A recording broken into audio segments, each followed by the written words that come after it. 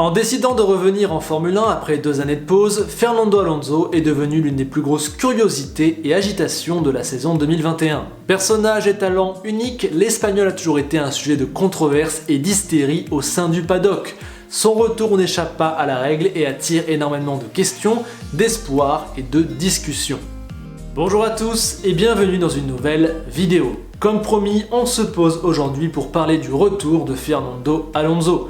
J'avais couvert la news à chaud, mais désormais on a le recul nécessaire pour se poser la question: que penser du retour de Fernando Alonso ?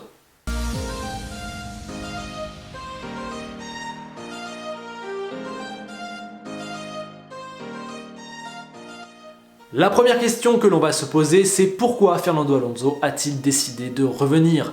À mon sens, c'est car il n'avait pas encore refermé la page Formule 1 et car avec son caractère de champion, il se devait de tenter une dernière fois.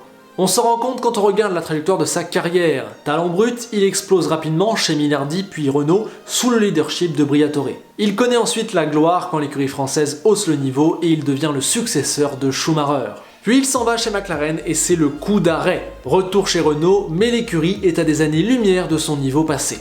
Et à partir de ce moment-là, Alonso ne va chercher qu'une seule chose, retrouver une opportunité d'être champion du monde.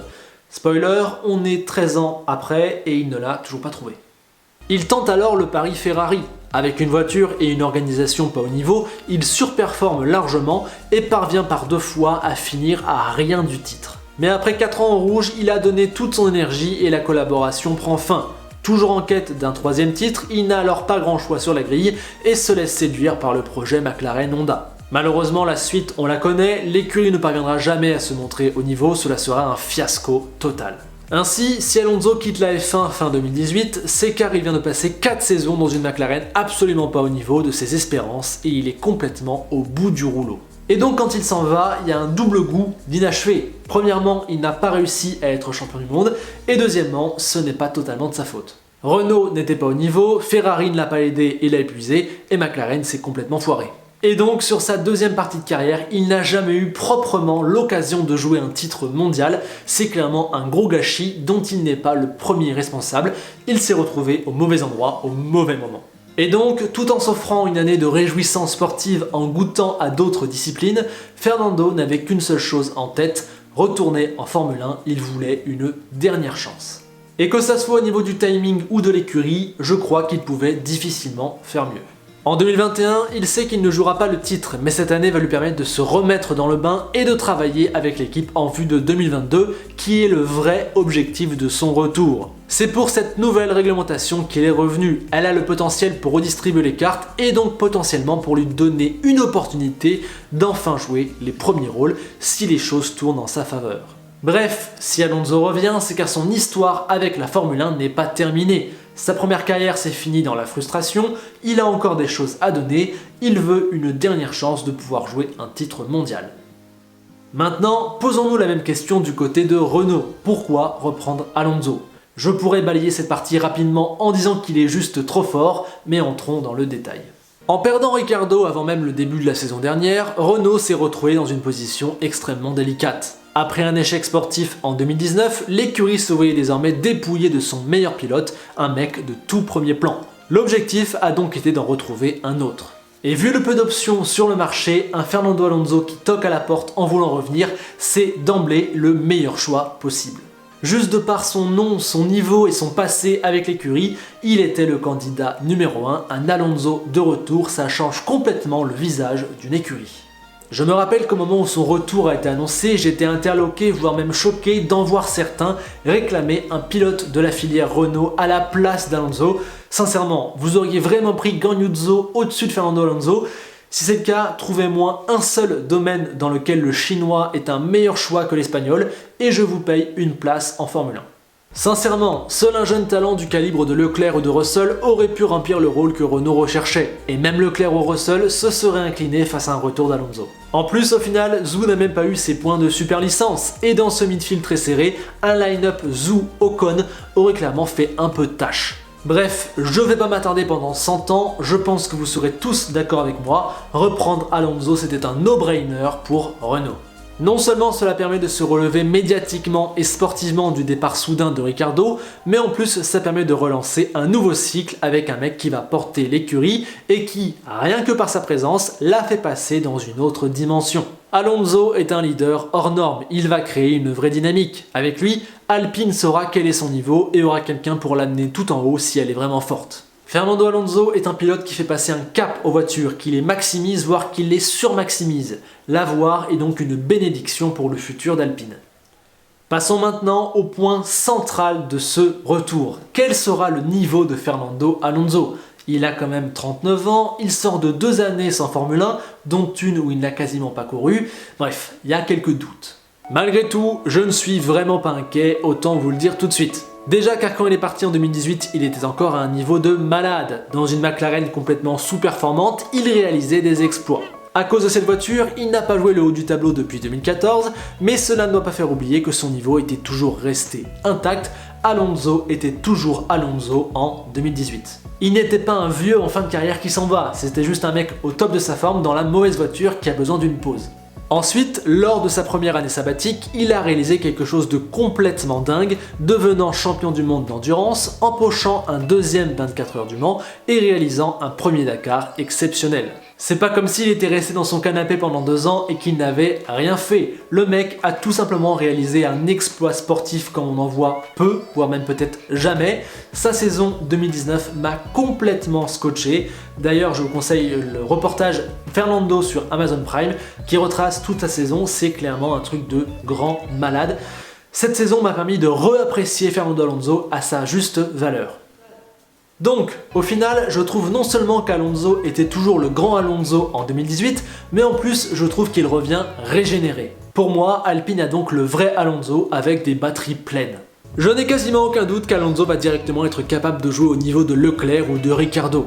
Ça dépendra bien évidemment de la voiture, mais pour moi, il sera une des têtes de pointe de ce midfield, j'en suis certain. Je le vois faire comme Ricciardo en 2020, voire peut-être même mieux. C'est Fernando Alonso quoi.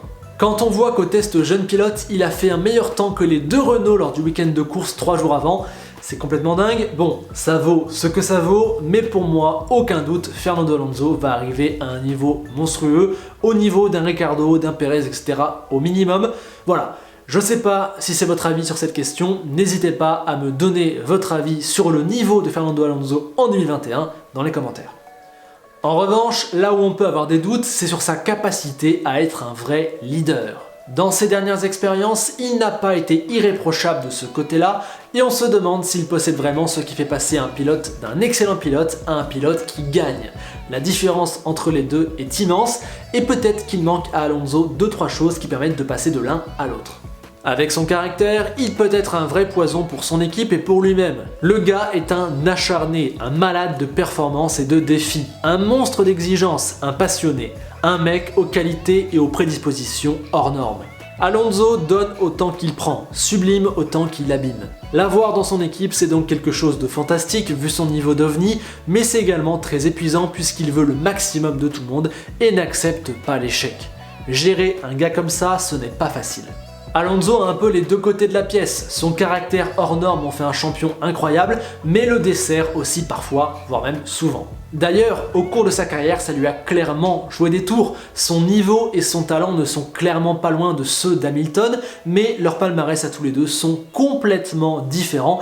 La faute à des choix, à un peu de malchance, mais aussi à 2 caractères totalement différents qui font d'Hamilton un mec capable de capitaliser sur ses performances et sur ses atouts, et Alonso un mec qui régulièrement retombe dans ses travers.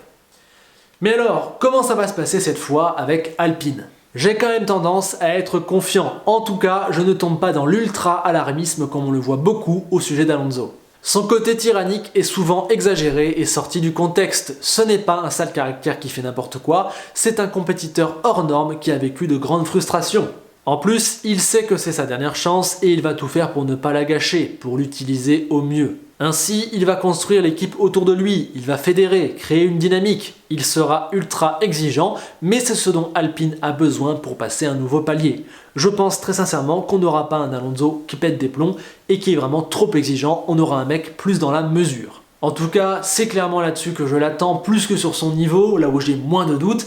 Il faudra être parfait dans la gestion de l'écurie. S'il y a quelques accros en 2021, il ne faudra pas s'énerver. Il ne faudra pas perdre de vue que l'objectif c'est 2022. Et puis, si en 2022 ça marche pas, eh bien c'est juste terminé pour Alonso la Formule 1. Voilà, il finira la saison et il s'en ira sans aucun regret. Donc je pense qu'il sera moins énervé qu'à l'époque où McLaren lui faisait perdre un temps monstre. Je pense et j'espère que Fernando est conscient de tout ça et qu'il fera au mieux pour ne pas gâcher sa dernière chance. En tout cas, j'ai vraiment hâte de voir ce que ça va donner. Mais pour conclure justement, Alonso de retour en Formule 1, qu'est-ce que ça va donner ? Personnellement, comme vous l'avez vu, je n'ai pas d'inquiétude sur son niveau intrinsèque. Je sais que l'Espagnol sera au rendez-vous, sportivement parlant. Le problème, c'est qu'il y a deux inconnus dans l'équation. Sa capacité à être un vrai leader pour l'écurie et la capacité d'Alpine à sortir du lot en 2022. Il y a aussi une part de chance, mais pour peu que les choses cliquent bien, Alpine se retrouverait avec un monstre à son volant dans une très bonne voiture en 2022. Voilà, moi, rien que pour ça, je dis que le projet mérite d'être tenté.